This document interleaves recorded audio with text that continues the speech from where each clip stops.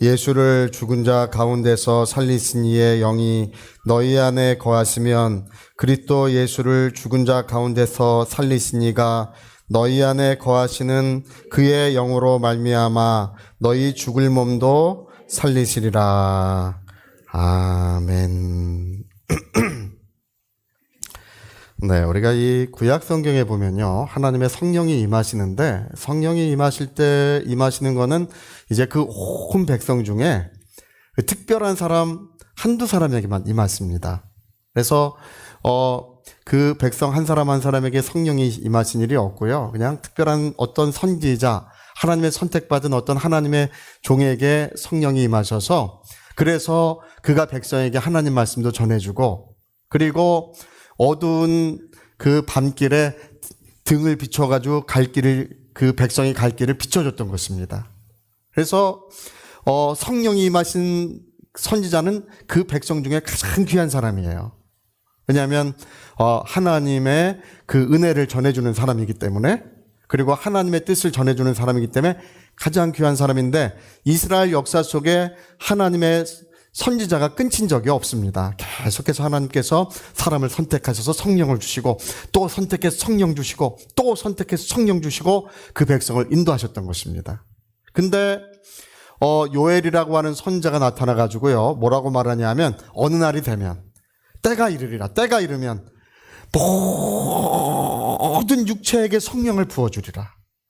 할렐루야. 예, 그날에는 해가 어두워지기 전에, 그 어두워서 피가 되기 전에 바로 모든 육체에게 성령을 부어주리니 그날에는 너희 늙은이들은 꿈을 꾸고 젊은이들은 환상을 보고 너희 자녀들은 예언할 것이다. 이렇게 요엘이 그렇게 이야기를 합니다. 그러니까 여러분 생각해 보세요. 야, 그런 날이 과연 올 것인가? 네? 그렇게 성령이 임하시는 것은 그렇게 귀한 일이었습니다. 성령의 기름 부음이라는 것은 아주 그 온 백성 중에 하나님의 선택받은 유일한 사람들이에요. 그 수백만 명의 사람 중에 한 사람 또는 두 사람, 그 몇 명 안 되는 그들에게 성령이 임하셨던 것입니다. 그래서 그 모든 사람들이 성령 받고 싶지만, 그러나 그런다고 되는 일이 아니었습니다. 근데 때가 이르면 하나님께서 모든 육체에게 성령을 부어주는 은혜의 날이 이 땅에 오리라 하고, 선지자가 먼 미래에 있을 어떤 일들에 대하여 예언을 했던 거예요. 할렐루야.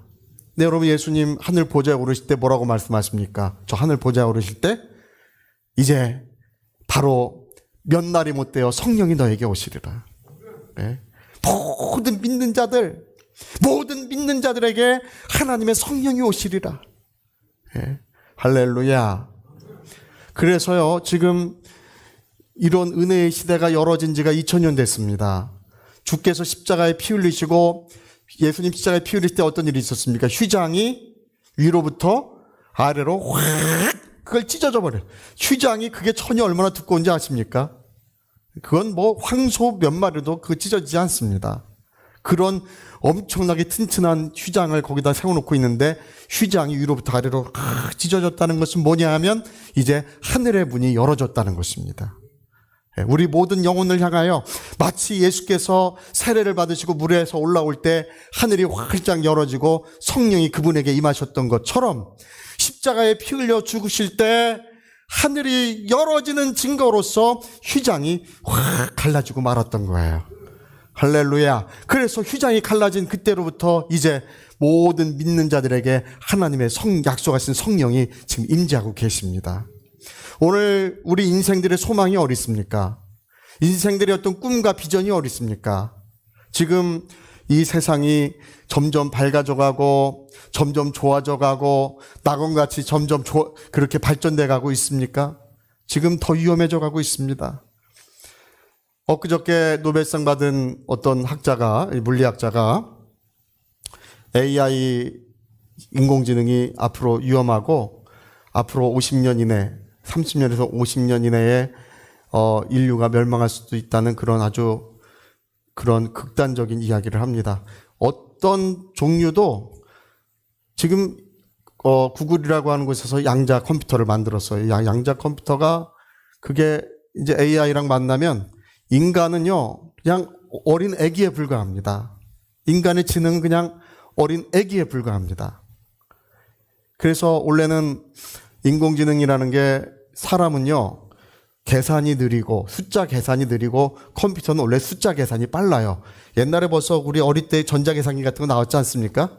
그거 누르면 다 계산되죠. 기계가 원래 숫자 계산은 빠르고 인간은 이 언어 능력이 있었던 거예요. 언어 능력은 컴퓨터가 못 따라간다고 했었습니다. 근데 이미 언어 능력도 다 따라오고요. 이미 이 AI라고 하는 기술이나 유전자 조작 기술이나 그리고 이 환경 파괴로 인한 일이나 이런 일들이 지금 어떻게 일어나는지 우리가 지금 보고 있지 않습니까? 예.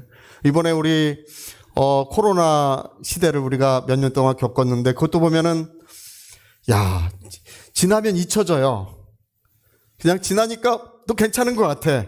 근데 여러분 그게 우리가 드라마나 영화에서 볼 법한 일이지 온 인류가 그냥 나라마다 매일 우리나라도 매일같이 수백 명씩 죽어나갔습니다. 그냥 뭐 장례식장 가면요. 서울 근교에 장례식 치를 데가 없고 화장터가 없어가지고 그 난리였습니다. 지금 여러분 20세기 들어올 때 그 학자들이 그랬습니다. 앞으로 이 세계는 유토피아처럼 될 것이다. 정말 모든 사람들이 잘 살고 낙원과 같은 세상을 우리가 만들 수 있을 것이라고 얼마나 자신만만했는지 아십니까? 여러분 기술이 발전하고 문명이 발전하고 모든 것들이 좋아지는 것 같은데 사람들은 점점 위험해져 가고 있어요. 예? 지금 여름에 기후가 얼마나 많이 오릅니까? 예? 이번 여름에 우리 정말 살아남은 것도 다행이에요. 할렐루야.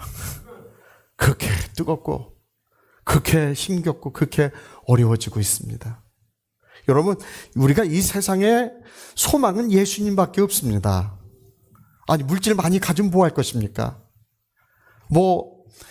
어떤 사람들은 그 부러워해. 그 사람 잘 됐다고 부러워하고 그 사람 땅 샀다고 부러워하고 뭐 했다고 자꾸 부러워하는데 예수 잘 믿는 게 가장 부러운 것입니다. 할렐루야. 시고 깨끗한 생화포를 준비하고 이제 오늘이나 내일이라도 주님이 나를 오라 하실 때 평안하게 기쁨으로 주님 앞에 갈 수 있는 사람이 가장 그게 부러운 사람이에요. 제가 예전에 홍콩에서 전도했던 자매님은 그분이 이제 몸에 병도 있었고 여러 가지 어려움 속에 있었는데 그래서 저한테 와가지고 성경을 많이 배우다가 어느 날 이제 안수를 했는데 성령의 충만함을 받으셨어요.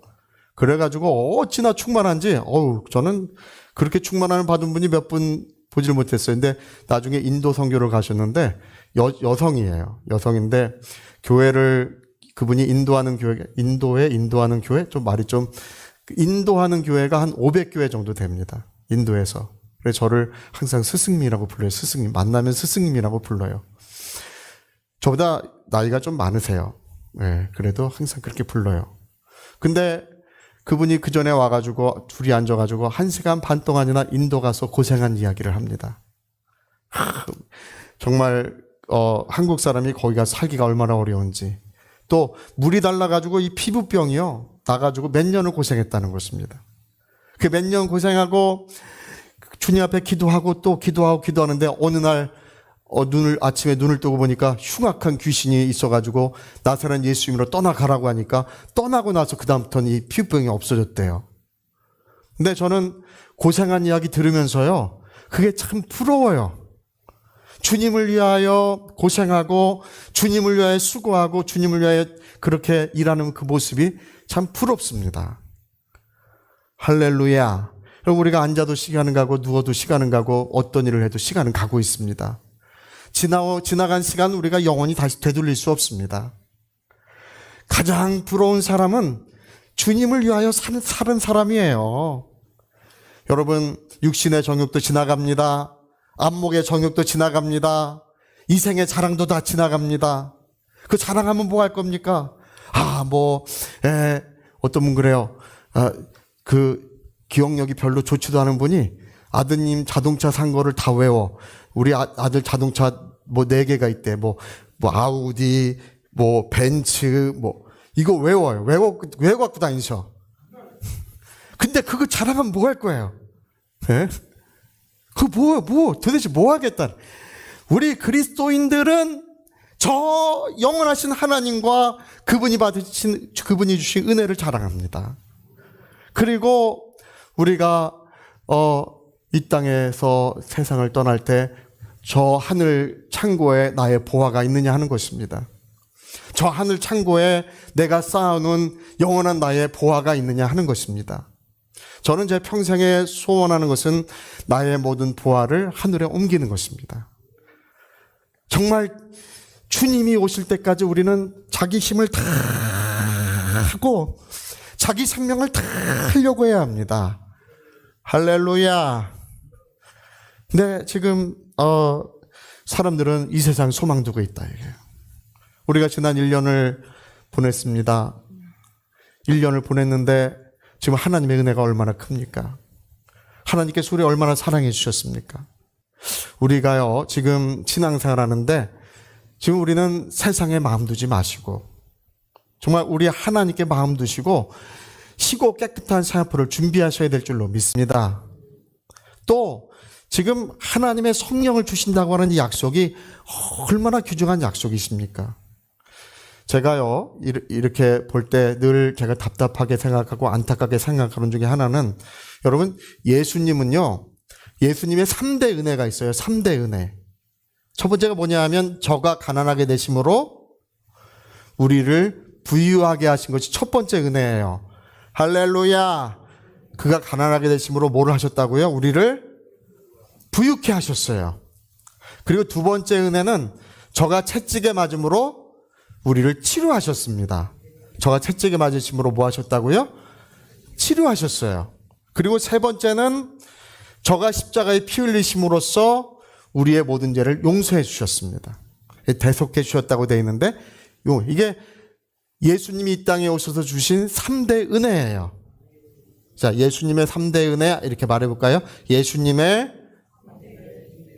첫 번째는 부유함이고 두 번째는 치유요, 세 번째는 용서예요. 근데 오늘 어떤 분들은 그래요. 뭐 부유함, 뭐 치유 이런 것 말하면 뭐 번영신학이다 뭐 이러면서 비판하는 분들도 있어요. 근데 저는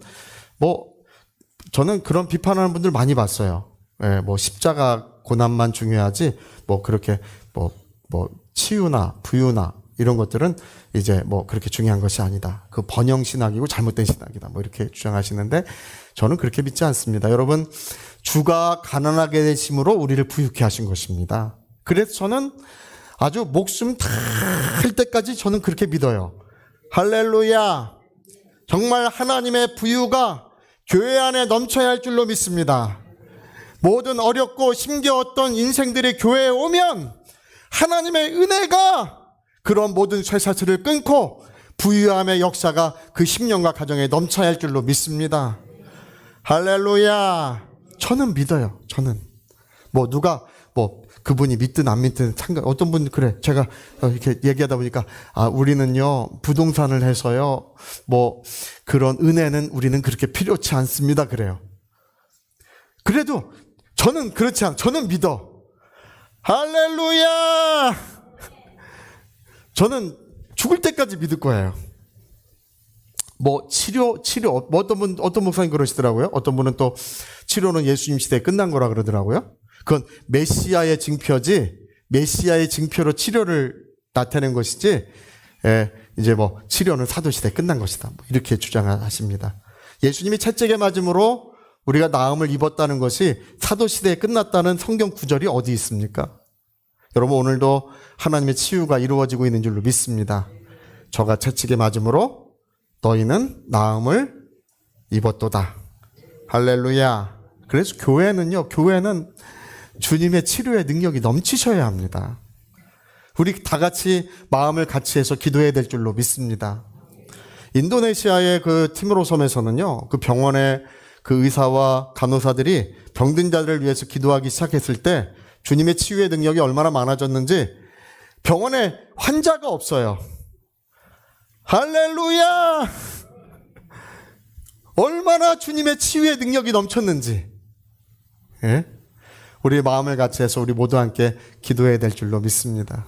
근데 여러분, 우리 주님께서, 저는 제가 인생을 살면서 가장 위급했던 질병에서 2번 극적으로 주님이 치료해 주신 기억이 지금도 생생히 납니다. 할렐루야. 정말 주님이 하나님의 이적을 베푸셔서 2번, 20살 때 1번, 그리고 20 몇 살에 30 몇 살에 1번. 우리 30대에 치유받은 건 제 아내가 옆에서 생생히 봤으니 너무 잘 알고 있습니다. 저희 가족들 너무 잘 알고 있습니다. 막 심장이 아파가지고 막 자다가 벌떡 일어나고 이게 숨이 안 쉬어지고 심장이 아파서 주님 앞에 무릎을 꿇고 그리고 이제 아내가 깜짝 놀래가지고 왜 그러냐고 막 이렇게 하고 엎드려서 주님, 제가 병원에 안 가겠습니다. 저는 주님이 채찍에 맞아서 치유하신 것을 믿습니다. 그리고 버텼어요. 아주 얼마나 심했는지 모릅니다.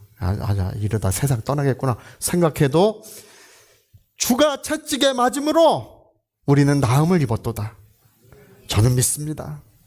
그리고 주일날 예배 끝나고 집으로 돌아오는 길에 이게 낫지 않았는데 마음에 나았다. 성령의 확신이 먼저 마음에 와요. 나았다. 그리고 기쁨이요. 갑자기 나았다고 하는 기쁨이 얼마나 충만해지는지 몰라요. 그때는 너무 심해가지고 침대에 누울 수가 없었어요. 너무 아파가지고. 근데 이렇게 누워도 괜찮고 저렇게 누워도 괜찮고 할렐루야! 깨끗이 하나님이 치료해 주신다. 여러분, 오늘 우리는 바로 예수님의 3대 은혜가 있는 줄 믿습니다. 다른 사람은 어떻게 믿든 그건 상관하지 않습니다. 저는 제 호흡이 끊어지는 그날까지, 또 심장이 멈추고 세상을 떠나는 그날까지 저는 예수님의 3대 은혜를 믿습니다.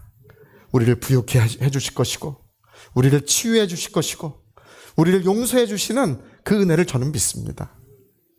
근데 여러분, 오늘 성령에 대해서 말씀하시는데, 성령은 바로 그 은혜를 가지고 우리 가운데 오셔서 역사하시는 분이십니다. 성령은 전달자세요. 예전에 여러분 우리 편지 보내면 예전에 우체부가 그거를 전달해 줬죠? 제가 그 전에 TV 보니까 산골에도 그거 편지 들고 자전거 타고 가다가 뭐예요 이거 개울 있으니까 자전거 들고 개울 건너가지고 또 타고 가다가, 그래서 저 산골에도 그 편지 가서 전해주고 그러더라고요. 꼭 전해줘야 되는 건가 봐요, 편지들은. 저 바다 끝에 있는데도 가고, 저 들에 있는 곳에도 가고, 그 모든 곳에 그 편지들을 다 전해주는 것처럼 성령은 오늘 저와 여러분에게 예수님의 3대 은혜를 역사하기 위하여 우리 가운데 오신 분이십니다. 할렐루야.